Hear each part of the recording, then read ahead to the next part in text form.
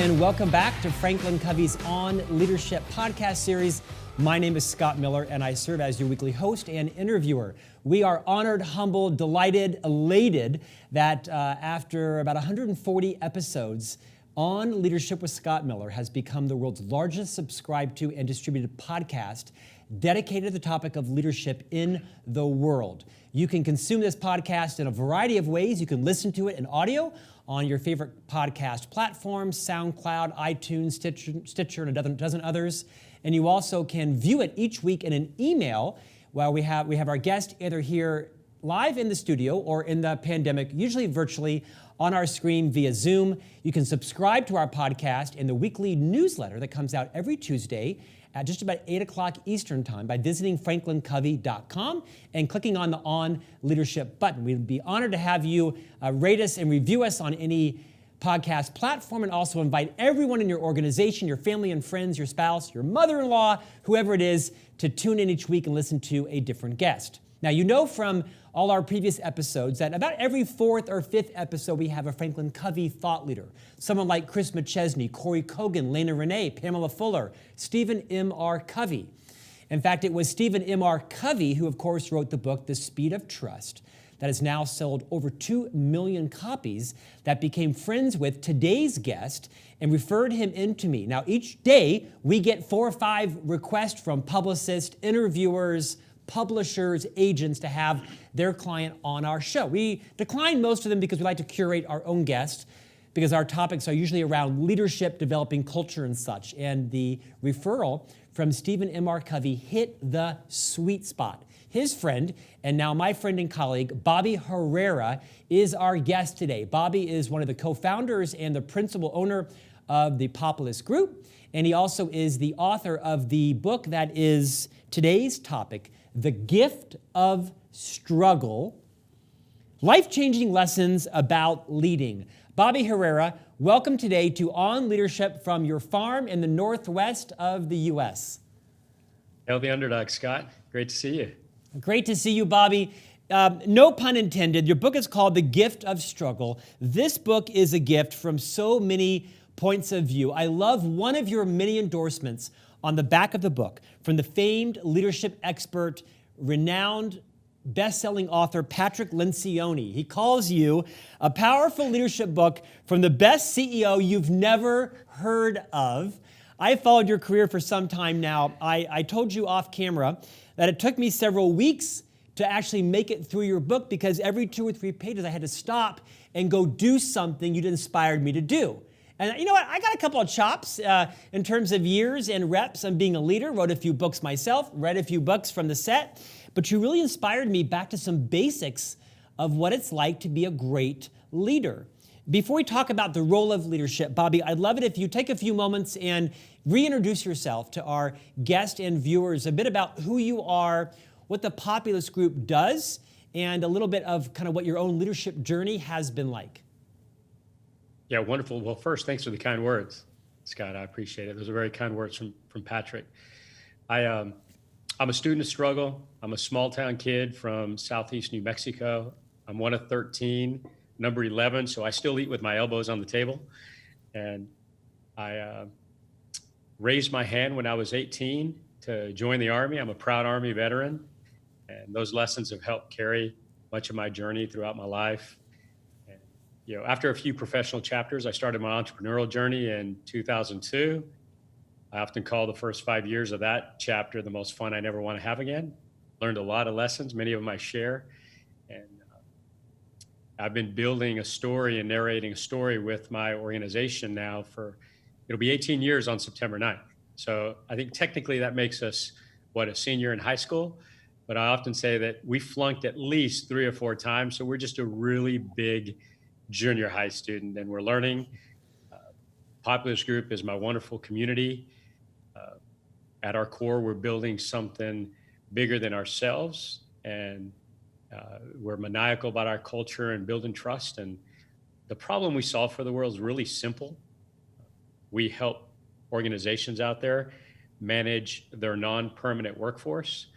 And most organizations have a great grip on their permanent workforce, but when it comes to their non-permanent workforce, it can be a a big mess for them. We help them untangle it, help them better manage it, help them make better decisions around it. And we've been narrating a story around solving that problem now for, like I said, almost 18 years. Bobby, you delicately dropped the phrase, you're a student of struggle. What does that mean? Well, in English, Scott, it means that, my leadership philosophy is really simple in that we all struggle, but every struggle teaches us something. That's the gift. And leadership is sharing those gifts. And that's a philosophy that I've been building on for many, many years. Growing up in, my family story, struggle was the only consistent theme that we had, for all my formidable chapters. And for many years before I had some wonderful moments that happened for me, I didn't think I would ever check what I call the ultimate box, Scott, and that is, will my story matter? Because I didn't think that I would ever escape that narrative. And, fortunately, I was able to reframe my view on life after some formidable experiences that I've shared in many of my storytelling. And, I've built my whole climb in leadership and my life around that philosophy that every struggle teaches us something. And when we really mine for the gift and start sharing it, like that's what makes my heart sing. And I've been very, very fortunate to be able to live that imperfectly, albeit, but that's how I've been living my life for many, many years. Bobby, I'm going to have you teach and reteach our audience and listeners today some very valuable leadership lessons that you and I have both learned, sometimes through the same similar struggle, vulnerability, and mess. One of the reasons that your book spoke to me was because you and I, although we don't share a similar upbringing, my sense is my upbringing was more privileged than yours. You and I share a very similar leadership trajectory, kind of 2 steps forward, 1 step back, sometimes 3 steps back, 2 steps forward. What I would like to do is acknowledge that I've read thousands of books in my career. And without dispute, the opening of your book is, I think, one of the most profound that I have read. You call it the bus story, and I'd like you to take your time and, without hijacking people's interest to buy your book, which I'm sure many will today after this conversation, I'd like you to deliberately recreate the bus story and then perhaps follow that with why that's been so instrumental in your own ongoing leadership style. Sure, wonderful. Scott, when I was 17, my brother Ed and I, we were on a return trip home from a basketball game. And along the way, we stopped for dinner. And we were excited. We were celebrating a big win. And as we were approaching our stop, I started getting this big pit in my stomach because I knew that the excitement was going to end for me.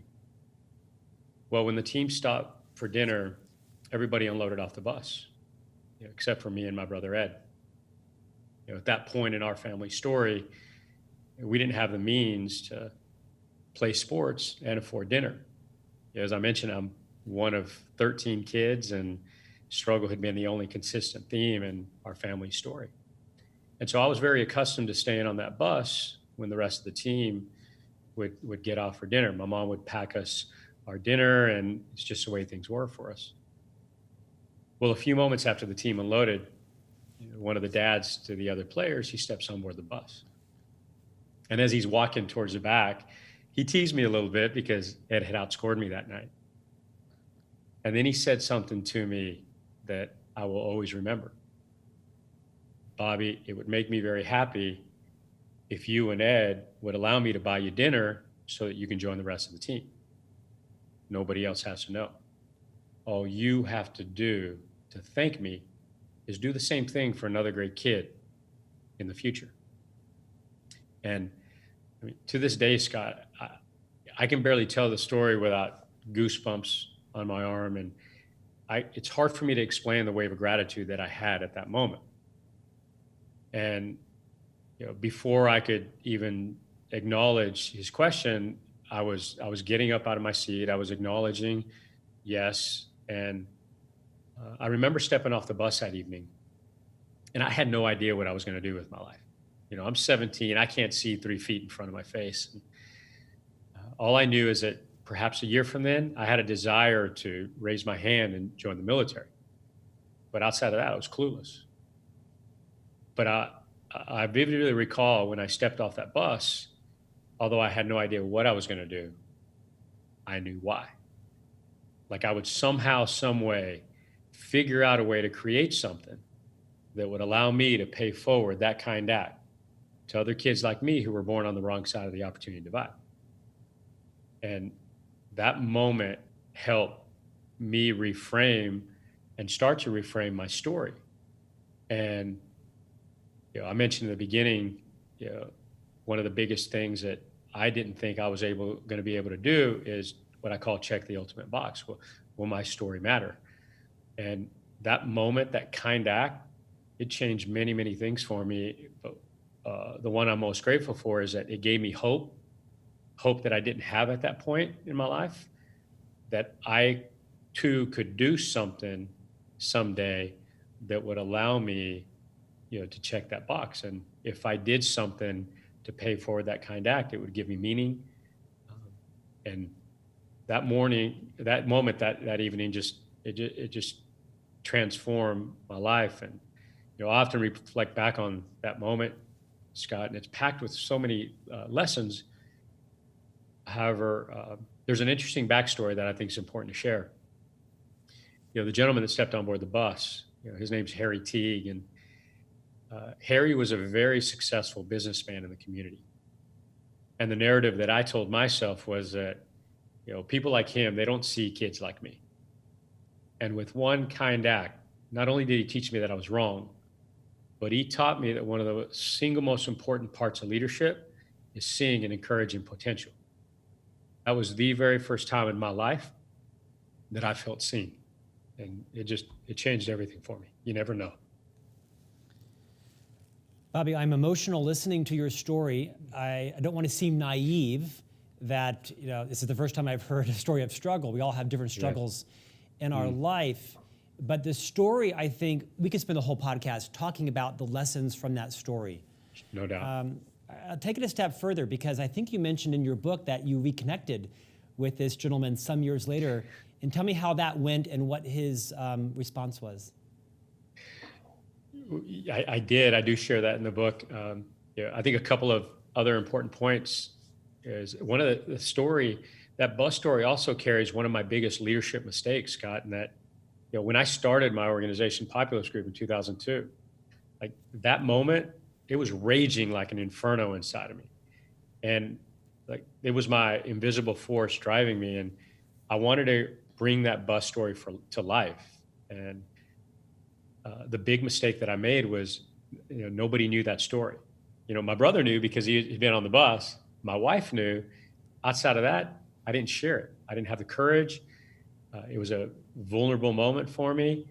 And for 10 years, I kept that story to myself, and people could feel my intensity. And they knew I wanted to build something special and unique, and that I genuinely cared for what I was building. But to them, I was just another intense entrepreneur.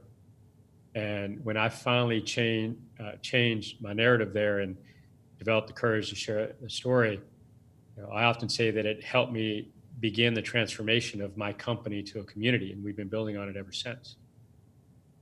Well, you fast forward about 4 years from the time that I shared that story with my community, and one summer day, I just picked up the phone and I called Mr. Teague, and I told him the bus story.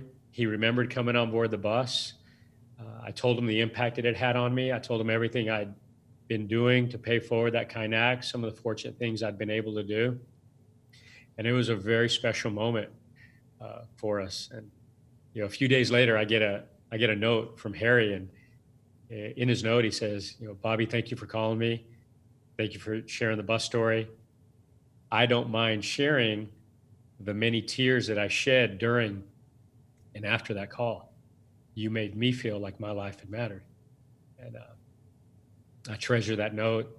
I'm so grateful that I reached out to him. And Last year when I launched The Gift of Struggle, uh, I had a big speaking engagement for the launch in Detroit, and we had a very fortunate crowd. And I didn't tell a soul that I was going to fly Mr. Teague and his wife in. And I did something I'd been waiting 33 years to do. I hadn't seen him since I'd left for the military.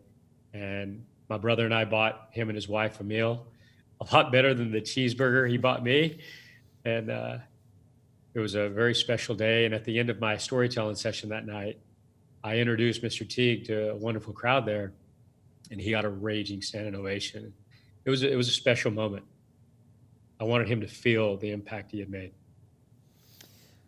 Bobby, thank you for your vulnerability. I think one of the reasons why I invited you on is because this is the ultimate manifestation of what Dr. Stephen R. Covey popularized as being a transition figure in someone else's life. He talked and wrote and spoke frequently about how as leaders we have remarkable ability to influence people's lives, sometimes in what might seem to be the smallest ways that could have really incalculable impact. You really bring to life this idea of being a transition figure. You have had some success around that. You've had some struggle around that. What I'd like to do for a moment is just remind everybody that you never know when you are perhaps putting an indelible imprint on someone.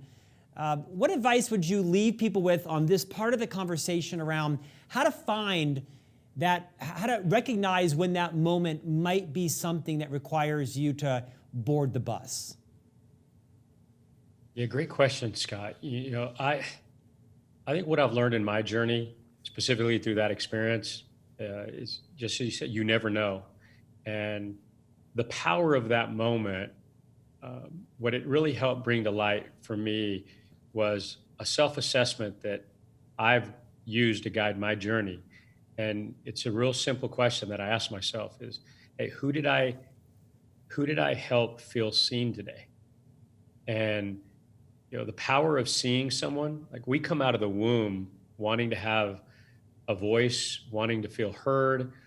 And, I believe we all share basic desires, and that is, to fit in, to stand out, and to be a part of something bigger than ourselves. And often it's a very simple, kind act that can transform someone's trajectory like it did for me. And if we boil it down to that level of simplicity, it's simple to self-assess. It's been simple for me to self-assess, not as easy to live because we're human.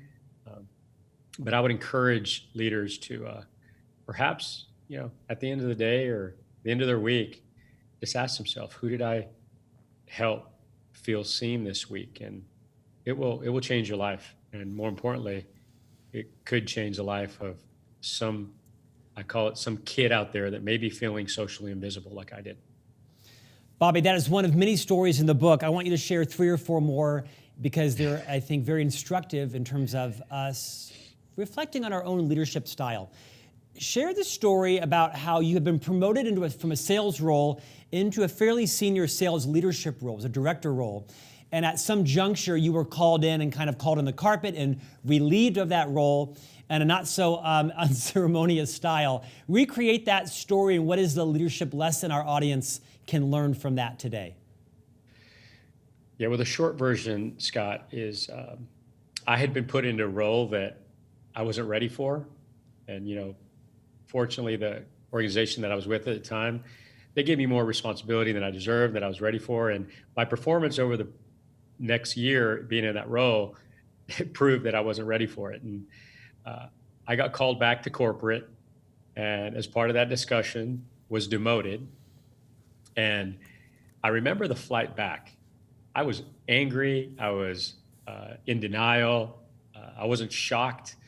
However, I was looking externally. And when I finally came to my wits, per se, after a short period of time, one of the things that I had been told during the demotion is, Bobby, you're not a very good business person.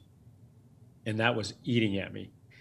And when I finally slowed down enough to really self-assess the truth to that, and it was the kind truth, I realized that I hadn't been the student that I needed to be. And quite frankly, I hadn't yet to figure out that asking for help was a sign of strength. Like as I reflect back on that year, yeah, I never reached out and asked anybody for help.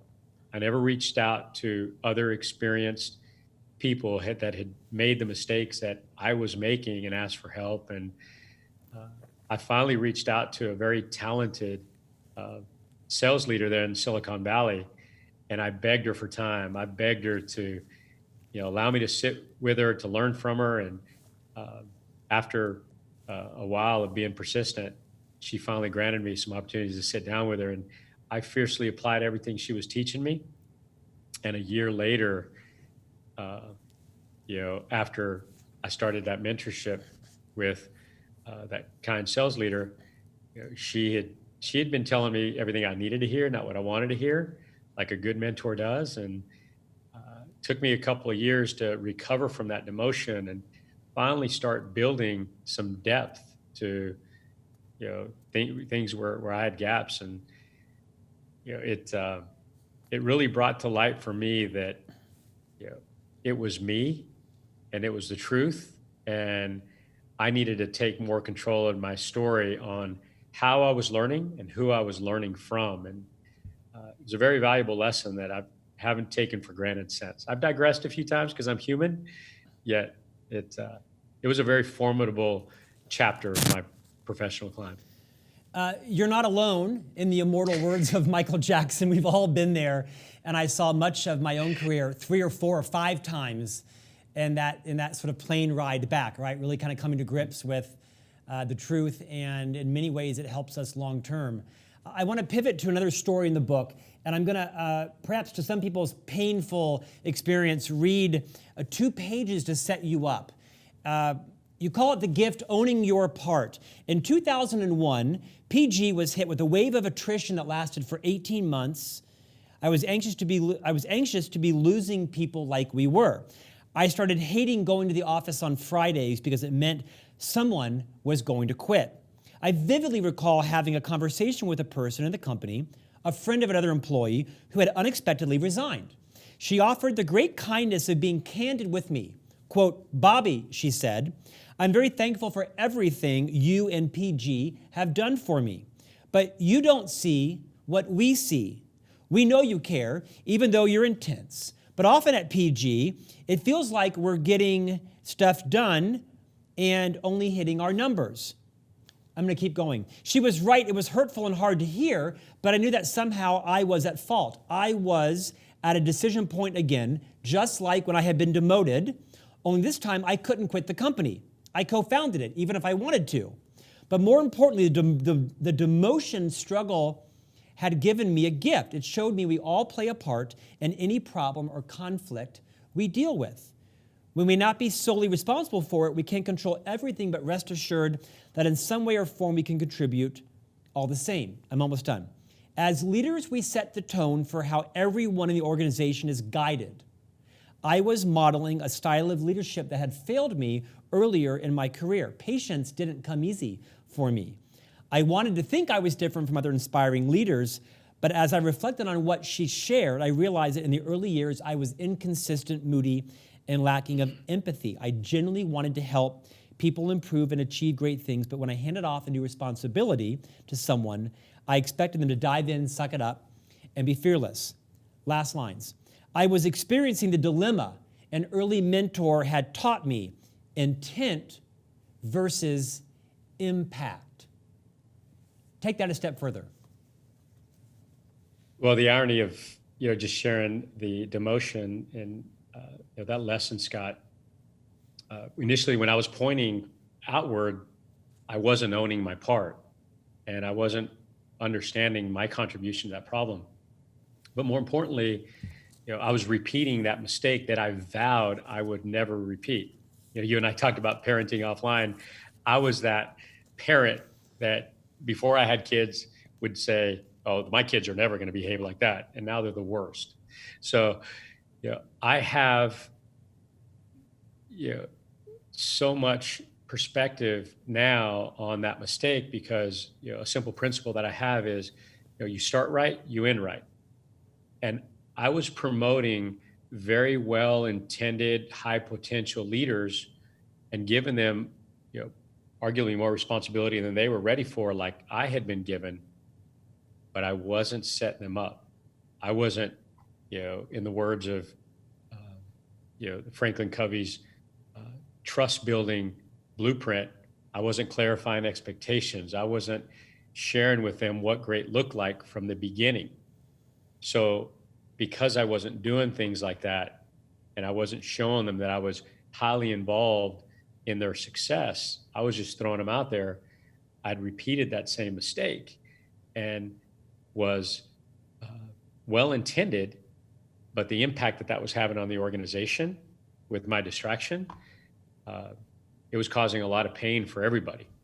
And I wasn't being the leader that I had vowed I would be when I was going to be put in that position. And it took me about 3 years to correct that mistake, slow the organization down, look at every part of our ecosystem and figure out, hey, do I have the right people doing the right things and doing the right things right? Uh, that was a very difficult chapter. And I actually call that era of our journey the era of slow, because I slowed the organization down.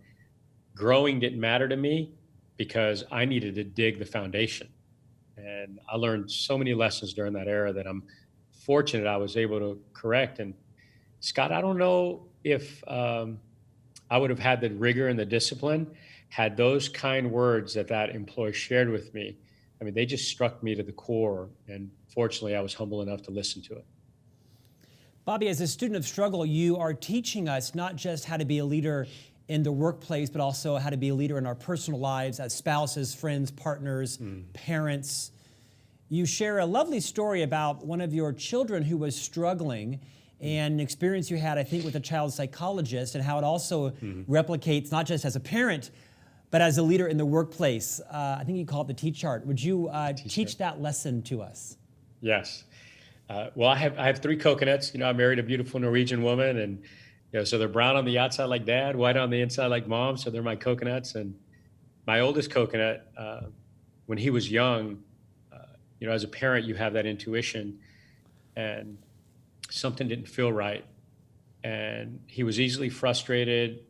He was, beyond the norm, and it was really acting out in his behavior. It was showing up very negatively, and we were starting to get concerned. So we started reaching out to, pediatricians and help, and eventually we started going to sessions with a specialist, a psychologist that helped us with behavioral challenges and development challenges for my son. And he had a very challenging condition for dealing with stress and frustration. And he had us do a very simple exercise, and that's what I call the T-chart, in that he had us monitor our interactions with him. And on the left side of the T-chart, he had us track our go commands. And then on the right side, he had us track our stop commands. Well, go commands are simply defined as when you interact with your child, are you telling them things he or she can do? Versus a stop command, you tell them things they can't do. And as I started tracking my go and stop commands with my boy, I realized that they were disproportionately stop commands. Intuitively, I was telling him what he couldn't do, and instead of focusing on what he could do. And after doing that for a very short time period, I realized that I was a big contributor to his frustration, because unintentionally I was breaking his spirit and I was adding to the frustration. And like that chapter was the hardest one for me to write, Scott, because above all, I want to be an all-pro dad. And it changed the way that I interact not only with my son, but that carried over for me evaluating how I interact with the people that I get the opportunity to lead. And that is, am I encouraging them with every conversation? Are my conversations and or my commands or the dialogue that I have with them, are they leaving our conversations feeling encouraged? Do they leave with a sense of what they can do versus what they can't do? And over time, continue to self-assess myself on my go and stop commands, it's been transformative for me. And it's not easy. It's hard. I've been imperfect, yet it's just, not only did it transform and help my son significantly, but it continued to help me build a wonderful community where people feel energized and people feel engaged and empowered to not only be themselves, but go for it. Well, it's an invaluable insight as leaders in organizations, right? Not to take responsibility for all of the personalities, actions, insecurities, fears of our employees, but to ensure that we're setting the path, that we're modeling, that we're using the right language, even simple words we use to make sure that people feel encouraged, that they know you see them, that they are seen, that they're part of a group, and that you've clarified expectations, to quote you and Stephen M. R. Covey in his book, Speed of Trust. There's some invaluable leadership lessons in that story about parenting. As our time ends, Bobby, I want to have you share what I think is perhaps the most valuable lesson other than the opening bus story, where you're in a meeting with some senior leaders in your organization, and someone is kind of like hinting about some concerns they have with the organization, and I believe it is like an executive team meeting or some sort. Your CFO speaks up and speaks pointedly to the other colleague in the room, who of course was your subordinate, and the CFO, to quote you, says, as I'm guessing it's she or he, I don't remember the gender of the CFO.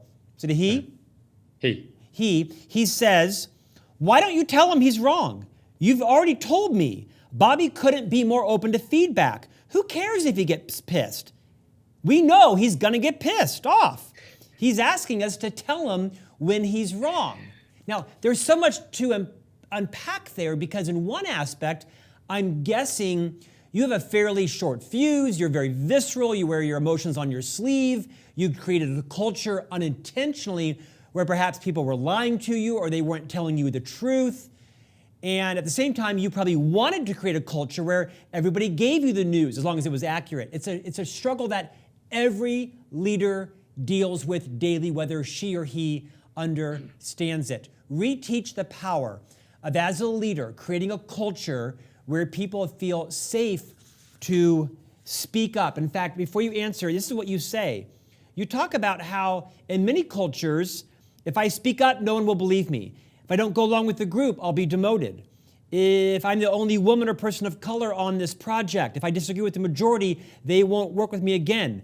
If I contradict my boss, I'll get fired. These are real fears in every organization. That meeting, it was an executive team meeting, Scott, and we had a pretty good grip on initiating healthy conflict, and we spoke very openly. And everything you said about me is correct. I'm a very passionate, emotional Mexican man. I'm my father's son, the Mexican John Wayne, and I've always been very outspoken. And at that particular meeting, we were arguing about a highly sensitive strategic decision, not uncommon for executive meetings. And we had gotten to a point in the meeting where we had having conflict back and forth with this executive that wasn't speaking up. And there was inside, I could tell that he was still holding back a little bit. But when we finally got to what I thought was alignment, that's when my CFO just had enough and he exploded. And he said, "Hey, just tell him he's wrong." I was like, "Why don't you just tell him? He'll listen to you." And he called him out there in front of everyone. And I remember sitting there listening to that back and forth. And he had this body language, and I looked at him and I said, "So, are you afraid to tell me?" And he said, "No, I'm not afraid." And he went on a little bit. Scott, all I heard was yes. Like his body language told me yes. And that moment was very formidable for me, because I realized that my words were, and my behavior in those meetings and some of the tweaks that I hadn't yet made, they were hurting us as an organization because we weren't allowing the truth to come to surface. And I hadn't yet created the safety and for them to know that you're on the payroll to tell me no, you're on the payroll to tell me when I'm wrong. And that was part of the go forward and the feed forward and the changes that I started making. And I call that, speaking from the heart. If I didn't create the safety for them to be able to speak freely, speak openly, without fear of repercussion, then I wasn't truly demonstrating to them that I had the level of openness that I believe is required in every healthy executive team. Bobby, I thought I was there, Scott, but I wasn't there. Bobby, I don't think there is a leader on the planet that would take pride or acknowledge that their strategy had resulted in creating a culture of fear where it wasn't safe to speak up. I often coach leaders to say, if you're finding that your team members are lying to you, that's not their fault, that's your fault. Because Amen. You've created a culture where it isn't safe to speak up and tell you the truth, whether it is about a readjusted pipeline or a revenue pipeline or a recalibrated production schedule. What advice would you give to leaders as right now they're listening intently and they're resonating with that meeting because they've had that same meeting, but they've missed the cues? What are some behaviors? What does the next conversation look like for a leader to acknowledge that they may well have created a culture unintentionally where there is a fear-based atmosphere, and they want to immediately undo that so that they can understand what's really happening in the organization so that they can make better, wiser, more productive decisions to lead the organization to a better place? What do they do differently? Well, even that meeting, Scott, what I did, like I immediately zoomed out and I did a deep excavation and I did a simple exercise. I went back and I just mentally recalled our meetings and my interactions with my team, both as a group and individually. And I asked myself this question: how many times in this self-assessment have they told me that I was wrong? Have they said no to me? Or have they openly disagreed with me? And there wasn't many examples that were coming to light for me. And that was all the truth that I needed to see. And so I continually do that. And I've tweaked my questions. I've tweaked the way that I do it. I've tweaked when I speak and how I speak in my meetings. And, those simple tweaks have had a profound impact on the safety that I've been able to create. And, asking for help is a sign of strength. And so what I started changing for myself was, how often I was actually going to my team and using language like, look, you're better than this than I am. This is your gift. It's not mine. What do you believe we should do here? Because I believe what I've been doing is wrong and we can do better. And so I started using that very intentional language, and it helped create a lot of safety. So perhaps there's an opportunity there for leaders to go through that assessment that I did and that continual assessment.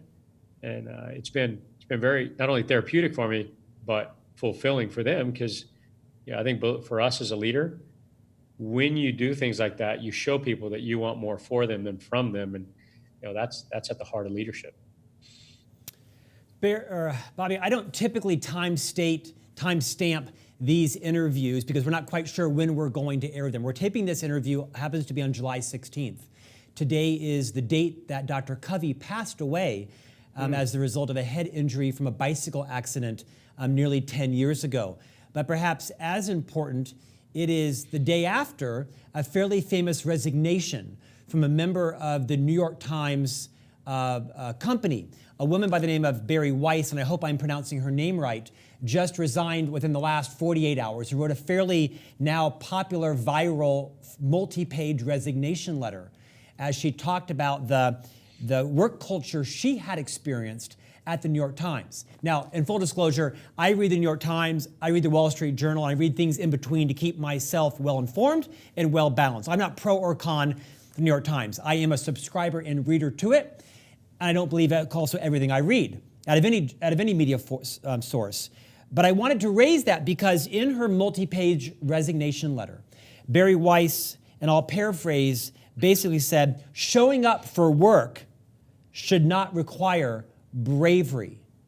And she was talking about being a centrist at the New York Times and how she had been, in her terms, basically abused by members of the New York Times staff and had not been defended or protected from the leadership. This phrase is, it has silenced me. That showing up for work should not require bravery. You have biracial children, you're married to a Caucasian, you are a Mexican American, you're a member of the Latino community, you are the leader of a large organization, you have a strong voice, you are a best-selling author, you are a speaker, a coach, an advisor, you are a guest on many podcasts. What would you say to the world's leaders today on their role to make sure that it doesn't require bravery just to come to work? Well, one, I applaud that approach from Barry, who wrote that, because I agree with it wholeheartedly.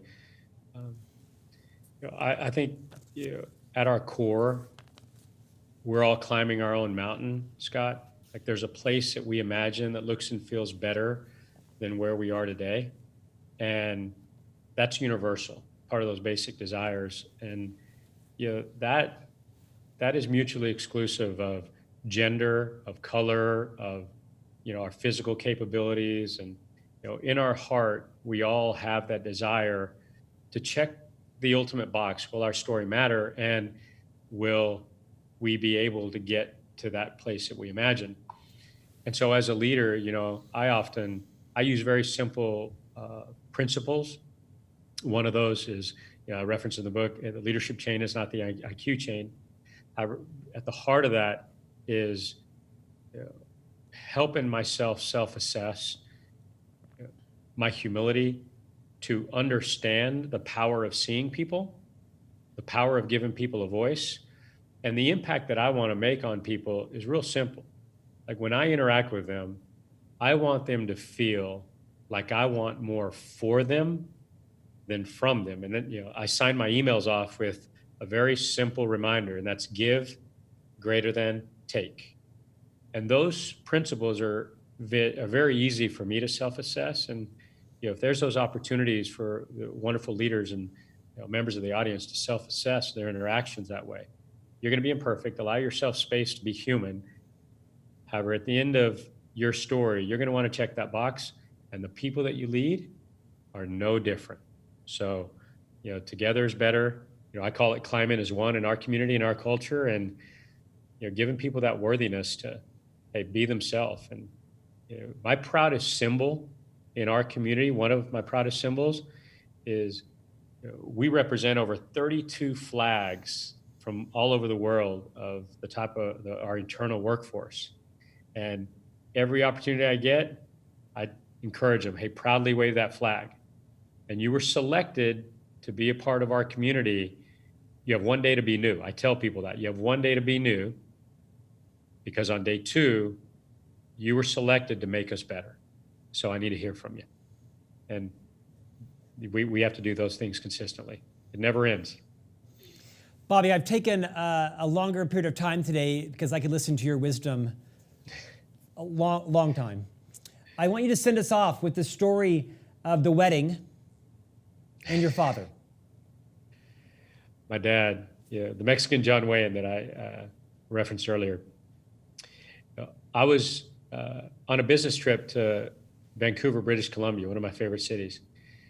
And while I was there, Scott, I got a call from my sister.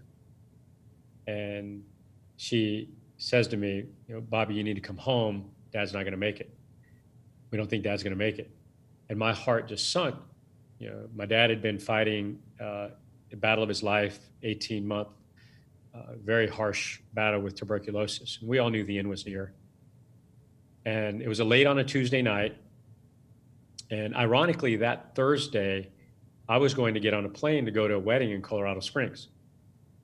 Well, this call had changed everything. So early the next morning on Wednesday, I told my sister I was going to look into changing my plans. I decided to pick up the phone and call my dad. And I tell him, hey, Papi, hold on. I'm going to be there later tonight. I wanted to make sure I was there, in the end. he gave me this silent pause. And my dad was the king of the pregnant pause. And usually it was his signal to me that, son, you're about to make a choice that I disagree with. And so I was confused, Scott, because I just told him I was going to come home to see him. And then he asked me very calmly, he said, son, don't you have a wedding to go to in Colorado this weekend? I said, see, Papi, but my friend will understand. I'll be home as soon as I can. And another pregnant pause. And then he asked me, son, did you give him your word? And I just shook my head because I knew I was in for it. And I said, see, Papi, I gave him my word, but he'll totally understand. I started arguing. And then he says to me very calmly, he said, you can change your plans if you want. He said, but if you show up here at the hospital, I'm not letting you in the room. And that stubborn old man, I knew he meant it. And I'm arguing back and forth, but nothing was going to take him away from his stubborn stance. And so I reluctantly kept my plans. And the next day I get on that flight to Colorado. And it was the longest flight of my life, Scott. And I remember getting to Colorado Springs and, I check in the hotel. I call my dad. He reassures me he's going to be okay. And, ironically, I had a trip scheduled to go to New Mexico after the wedding to visit him anyway. And all weekend, I had this pit on my stomach. Like I made a choice I was going to regret forever. I'll never forgive myself if I'm not there, if he passes while I'm gone. And I went on, had a good time at the wedding and stuff. And that Sunday, I get to the hospital, and I remember walking in the hospital room, and I just had this silverback gorilla jump off my back because I got to see him. And I sat by his bed that whole next week, Scott, and I held his big calloused hand. And my dad was a magnificent storyteller. And when he had the energy, I would ask him to tell me a story because I knew it possibly was going to be the last time I got to hear his stories. And but this time I had a new story to tell him.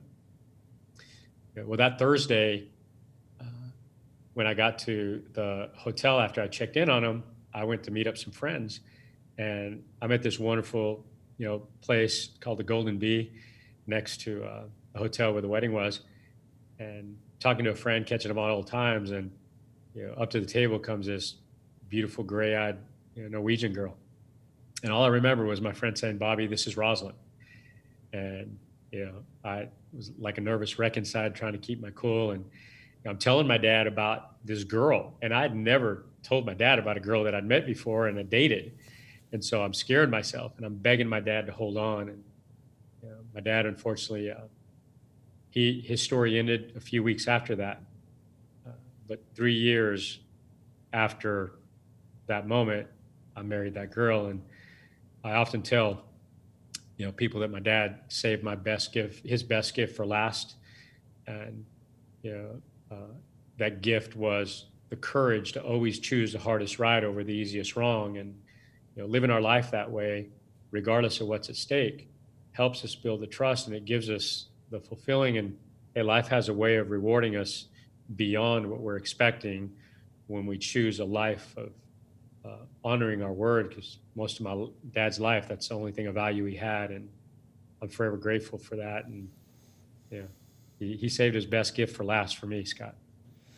Bobby, your father's gift of storytelling lives strong in you. Your own student of struggle. Thank you for joining us. Bobby Herrera, CEO of the Populus Group, and the book that everyone is buying right now on Amazon as this airs. You got to make sure all your employees, all your friends, everybody in your life reads this book, especially the bus story, and decide how you are going to become a transition figure in someone else's life. The book is The Gift of Struggle, Life-Changing Lessons About Leading, from Bobby Herrera, the best CEO you've never heard of, according to Patrick Lencioni. Bobby, thank you for your time today. Hell the underdog, Scott. I'm a big fan of your mission. Thank you for all you do. It's been our pleasure. I'm going to leave you there. Thanks for joining us. We'll see you back here next week on another episode of On Leadership.